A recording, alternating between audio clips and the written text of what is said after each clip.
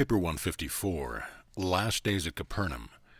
On the eventful Sunday night of April 30th, as Jesus was speaking words of comfort and courage to his downcast and bewildered disciples, at Tiberias a council was being held between Herod Antipas and a group of special commissioners representing the Jerusalem Sanhedrin. These scribes and Pharisees urged Herod to arrest Jesus.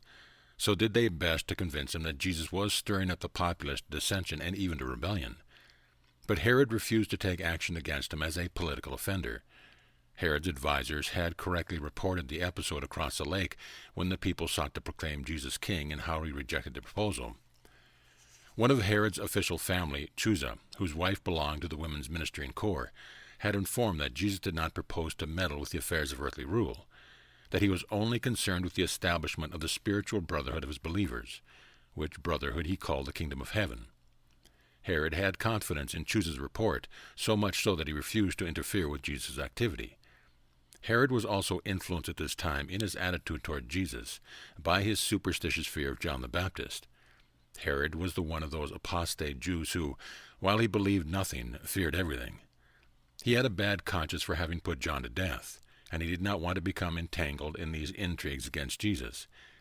He knew of many cases of sickness which had been apparently healed by Jesus, and he regarded him as either a prophet or a relatively harmless religious fanatic. When the Jews threatened to report to Caesar that he was shielding a traitorous subject, Herod ordered them out of his council chamber. Thus matters rested for 1 week, during which time Jesus prepared his followers for the impending dispersion. A week of council. From May 1st to May 7th, Jesus held intimate council with his followers at the Zebedee house. Only the tried and trusted disciples were admitted to these conferences. At this time, there were only about 100 disciples who had the moral courage to brave the opposition of the Pharisees and openly declare their adherence to Jesus. With this group, he held sessions morning, afternoon, and evening. Small companies of inquirers assembled each afternoon by the seaside, where some of the evangelists or apostles discoursed to them.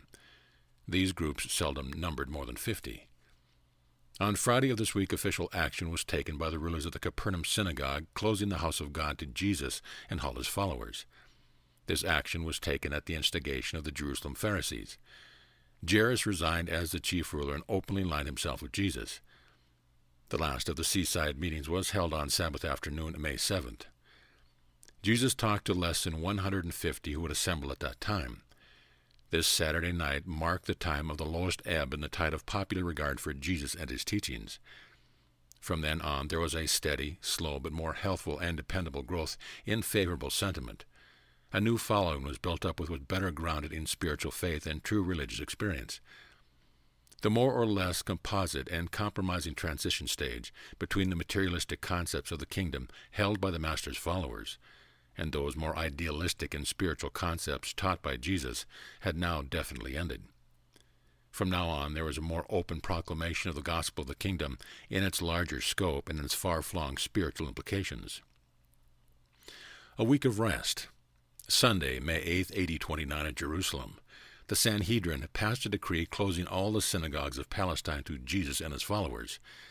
This was a new and unprecedented usurpation of authority by the Jerusalem Sanhedrin. Therefore, each synagogue had existed and functioned as an independent congregation of worshippers and was under the rule and direction of its own board of governors. Only the synagogues of Jerusalem had been subject to the authority of the Sanhedrin. This summary action of the Sanhedrin was followed by the resignation of 5 of its members. 100 messengers were immediately dispatched to convey and enforce this decree. Within the short space of 2 weeks, every synagogue in Palestine had bowed to this manifesto of the Sanhedrin except the synagogue at Hebron. The rulers of the Hebron synagogue refused to acknowledge the right of the Sanhedrin to exercise such jurisdiction over their assembly. Their refusal to accede to the Jerusalem decree was based on their contention of congregational autonomy rather than on sympathy with Jesus' cause. Shortly thereafter, the Hebron synagogue was destroyed by fire. This same Sunday morning, Jesus declared a week's holiday, urging all of his disciples to return to their home or friends, to rest their troubled souls and speak words of encouragement to their loved ones. He said, "Go to your several places to play or fish while you pray for the extension of the kingdom."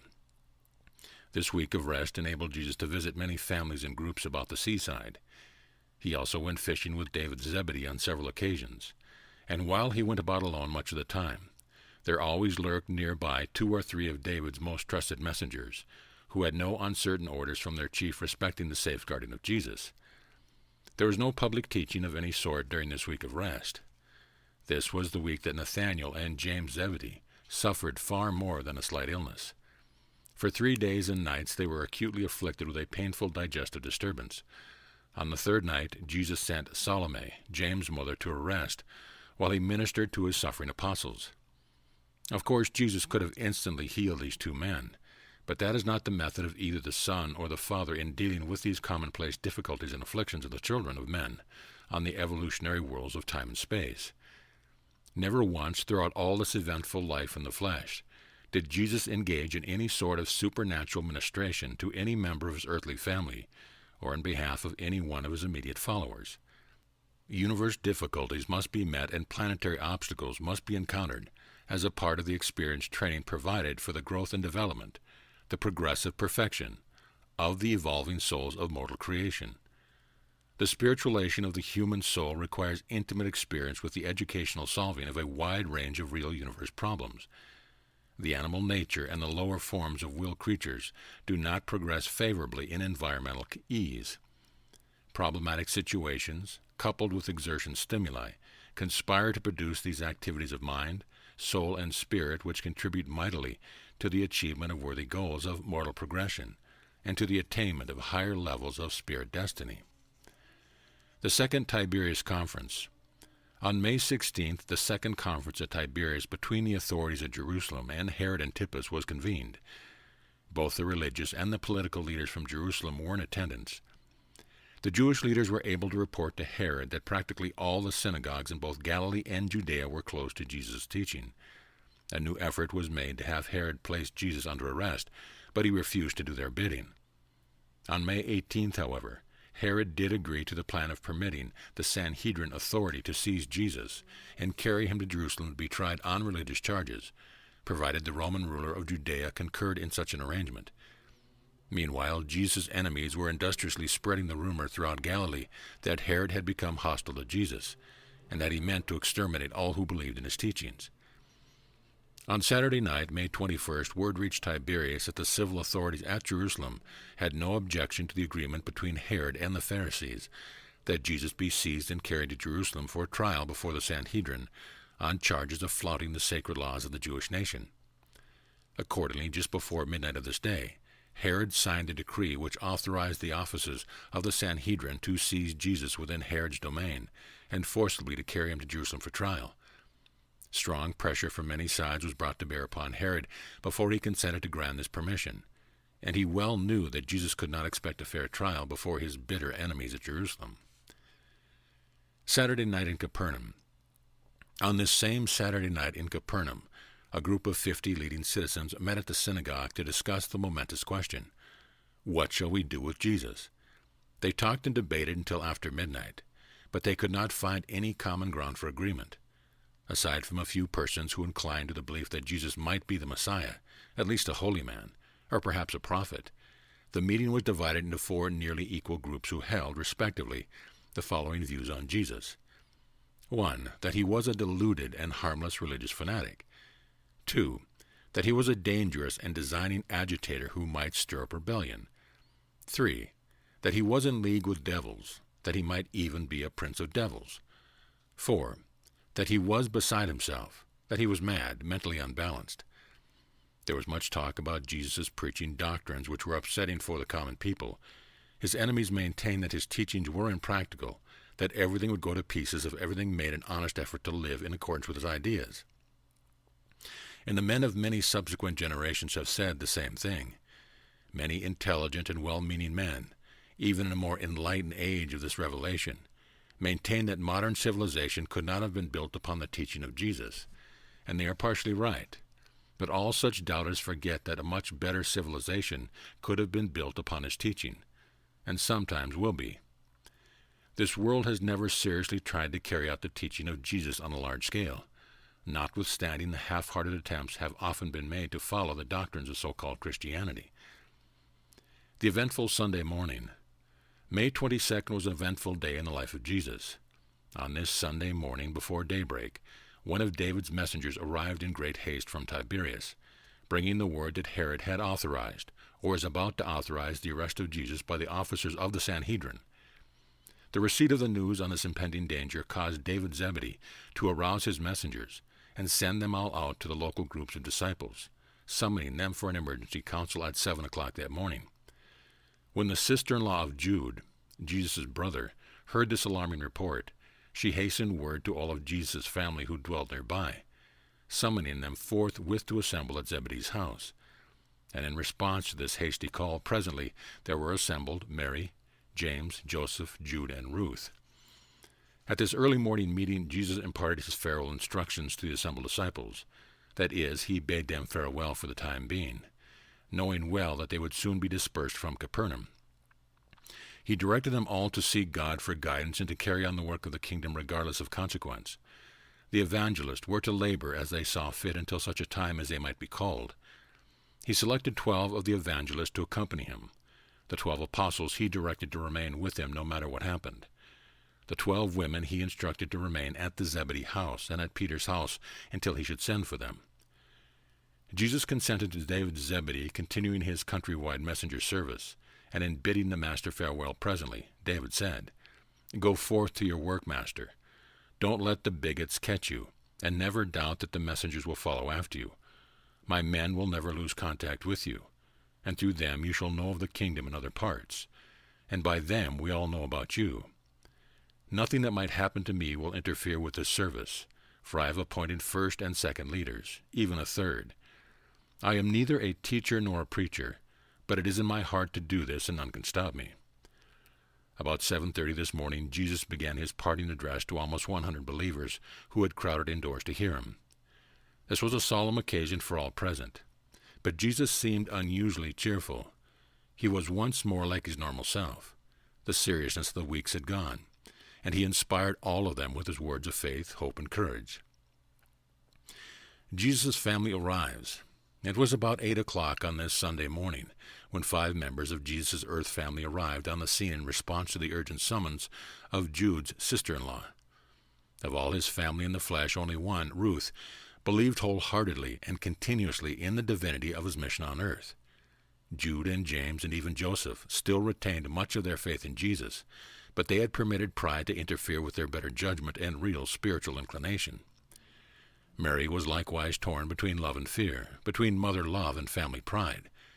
Though she was harassed by doubt, she could never quite forget the visit of Gabriel when Jesus was born. The Pharisees had been laboring to persuade Mary that Jesus was beside himself, demented. They urged her to go with their sons and seek to dissuade him from further efforts at public teaching. They assured Mary that soon Jesus' health would break, and that only dishonor and disgrace would come upon the entire family as a result of allowing him to go on. And so, when the word came back from Jude's sister-in-law, all 5 of them started at once for Zebedee's house, having been together at Mary's house, where they had met with the Pharisees the evening before. They had talked with the Jerusalem leaders long into the night, and all were more or less convinced that Jesus was acting strangely, that he had acted strangely for some time. While Ruth could not explain all his conduct, she insisted that he had always treated his family fairly, and refused to agree to the program of trying to dissuade him from further work. On the way to Zebedee's house, they talked these things over and agreed among themselves to try to persuade Jesus to come home with them. For, said Mary, "I know I could influence my son if he would only come home and listen to me." James and Jude had heard rumors concerning the plans to arrest Jesus and take him to Jerusalem for trial. They also feared for their own safety. As long as Jesus was a popular figure in the public eye, his family allowed matters to drift along. But now that the people of Capernaum and the leaders of Jerusalem had suddenly turned against him, they began keenly to feel the pressure of the supposed disgrace of their embarrassing position. They had expected to meet Jesus, take him aside, and urge him to go home with them. They had thought to assure him that they would forget his neglect of them. They would forgive and forget, if he would only give up the foolishness of trying to preach a new religion which could bring any trouble to himself and dishonor upon his family. To all of this Ruth would say only, "I will tell my brother that I think he is a man of God, and that I hope he would be willing to die before he would allow those wicked Pharisees to stop his preaching." Joseph promised to keep Ruth quiet while the others labored with Jesus. When they reached the Zebedee house, Jesus was in the very midst of delivering his parting address to the disciples. They sought to gain entrance to the house, but it was crowded to overflowing. Finally, they established themselves on the back porch and had word passed into Jesus from person to person, so that it finally was whispered to him by Simon Peter, who interrupted his talking for the purpose and who said, "Behold, your mother and your brothers are outside, and they are very anxious to speak with you."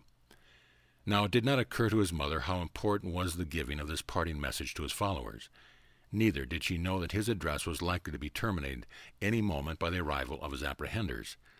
She really thought, after so long an apparent estrangement, in view of the fact that she and her brothers had shown the grace actually to come to him, that Jesus would cease speaking and come to them the moment he received word they were waiting. It was just another of those instances in which his earth family could not comprehend that he must be about his Father's business. And so Mary and his brothers were deeply hurt when, notwithstanding that he paused in his speaking to receive the message, instead of rushing out to greet them, they heard his musical voice speak with increased volume. "Say to my mother and my brothers that they should have no fear for me. The Father who sent me into the world will not forsake me, neither shall any harm come upon my family. Bid them be of good courage and put their trust in the Father of the kingdom. But after all, who is my mother and who are my brothers?" And stretching forth his hands toward all of his disciples assembled in the room, he said, "I have no mother, I have no brothers. Behold my mother, and behold my brethren. For so whoever does the will of my Father who is in heaven, the same is my mother, my brother, and my sister." And when Mary heard these words, she collapsed into Jude's arms. They carried her out into the garden to revive her, while Jesus spoke the concluding words of his parting message. He would then have gone out to confer with his mother and his brothers, but a messenger arrived in haste from Tiberias, bringing word that the officers of the Sanhedrin were on their way with authority to arrest Jesus and carry him to Jerusalem. Andrew received this message, and interpreting Jesus, told it to him. Andrew did not recall that David had posted some 25 sentinels about the Zebedee house, and that no one could take them by surprise, so he asked Jesus what should be done.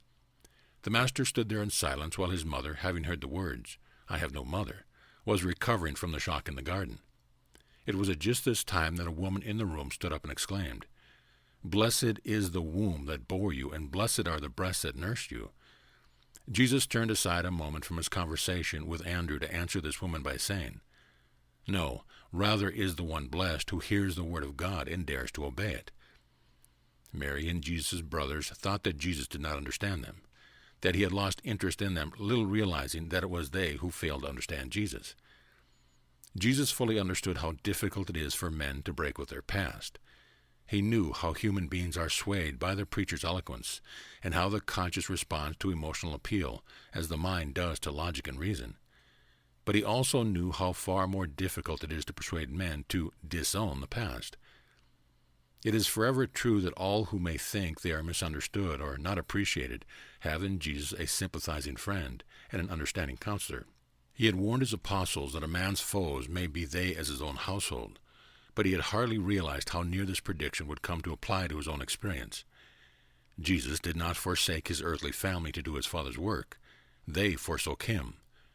Later on, after the Master's death and resurrection, when James became connected with the early Christian movement, he suffered immeasurably as a result of his failure to enjoy this earlier association with Jesus and his disciples. In passing through these events, Jesus chose to be guided by the limited knowledge of his human mind. He desired to undergo the experience with his associates as a mere man, and it was in the human mind of Jesus to see his family before he left.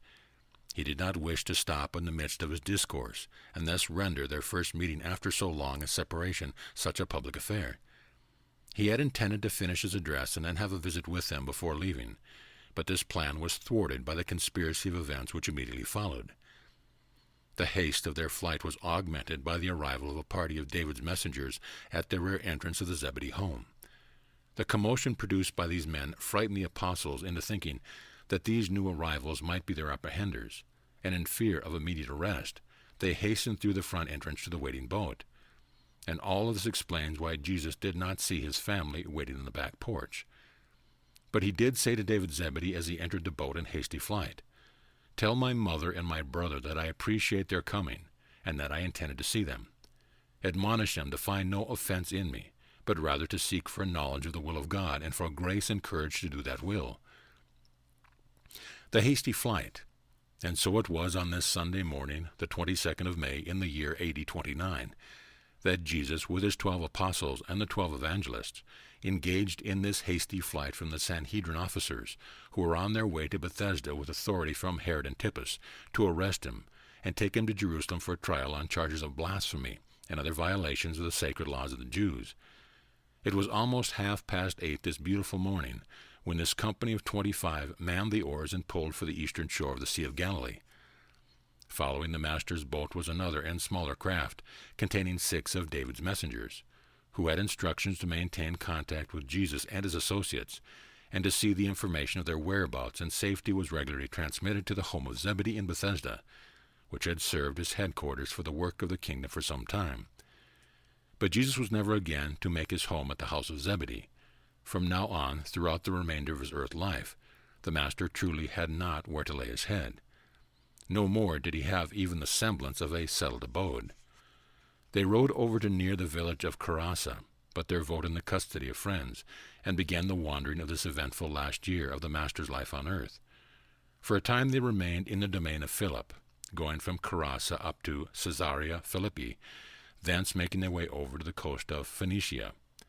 The crowd lingered about the home of Zebedee, watching these 2 boats make their way over the lake toward the eastern shore, and they were all well started when the Jerusalem officers hurried up, began their search for Jesus. They refused to believe he had escaped them, and while Jesus and his party were journeying northward through Botania, the Pharisees and their assistants spent almost a full week vainly searching for him in the neighborhood of Capernaum. Jesus' family returned to their home in Capernaum, and spent almost a week in talking, debating, and praying. They were filled with confusion and consternation. They enjoyed no peace of mind until Thursday afternoon, when Ruth returned from a visit to the Zebedee house, where she learned from David that her father-brother was safe and in good health and making his way toward the Phoenician coast. End of paper 154.